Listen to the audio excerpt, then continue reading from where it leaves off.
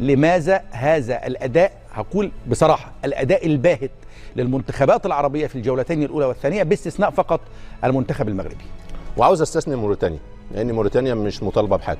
نيجي بقى على تونس، نيجي على الجزائر، نيجي على مصر. دول يعتبر 3 منتخبات اللي اصحاب تاريخ، امل كبير. تحس ان هم بيلعبوا اول مره في البطوله. ايه فين الخبرات؟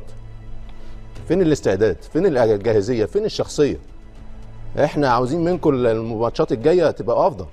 طب هو نعم تقصير من اللاعبين ام في اسباب اخرى؟ بص، هي الاجواء طبعا انا 100 مره هقولها. الاجواء صعبه، الرطوبه عاليه، درجه الحراره عاليه، الظروف صعبه. انما طب الخبرات فين؟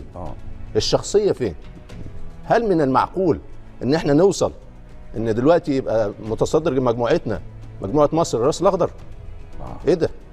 ناميبيا تكسب تونس؟ ايه ده؟ اليوم الجزائر تتعادل مع انجولا وتتعادل مع بوركينا وتستنى المباراه الثالثه ليه؟ فين شخصياتكم؟ فين الخبرات الموجوده؟ فين تراكم الخبرات؟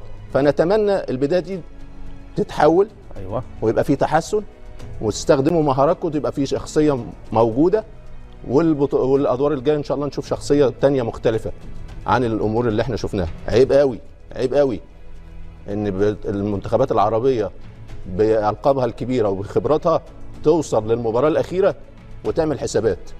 هنجيب إيه؟ هنجيب آلة حاسبة عشان نحسب؟ بعد ما نوصل للمباراة الثالثة نقول هنلاعب مين؟ هنا أبدأ بتونس. تونس بقى أنا كنت عليها أمال قبل البطولة. تونس في كأس العالم كسبت فرنسا، كسب بطل كأس العالم. هل من المعقول أول مباراة يخسر من ناميبيا؟ هل من المعقول معاه جنوب أفريقيا؟ هتقول لي جنوب أفريقيا ده سان داونز. هل منتخب تونس يخسر من سان داونز؟ هل منتخب تونس يخسر من ناميبيا اول مباراه؟ مباراه مالي هي المباراه اللي كانت على الورق اصعب مباراه. فعاوزين وجه مختلف للمنتخب التونسي.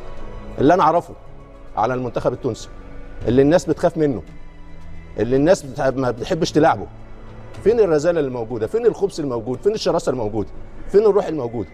عاوزين الكلام ده يبقى موجود. زي ماتش نيجيريا البطوله اللي فاتت،